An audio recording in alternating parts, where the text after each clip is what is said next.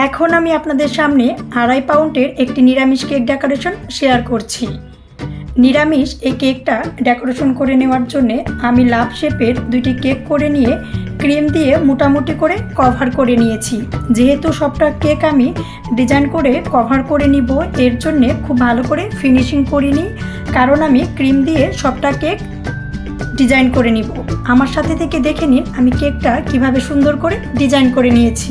2.5 পাউন্ডের এই নিরামিষ কেকটা কিন্তু আমার অর্ডারের ছিল, আর সবটা কেক যেহেতু আমি ক্রিম দিয়ে ডিজাইন করে কভার করে নিব, এর জন্যে প্রথমত আমি ক্রিমের ফিনিশিংটা অত বেশি সময় দিয়ে করে নিইনি। আমার সাথে থেকে দেখে নিন কেকটা আমি কিভাবে সুন্দর করে ডিজাইন করে নিচ্ছি।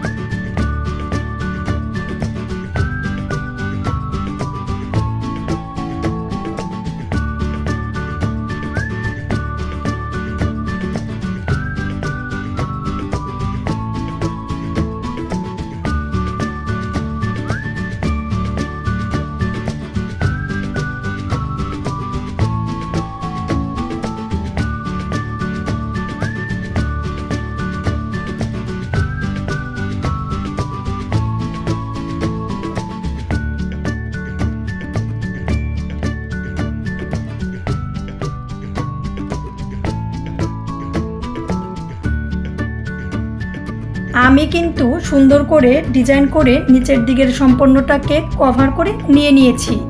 এখন উপরের কেকটা সুন্দর করে ডিজাইন করে নিচ্ছি।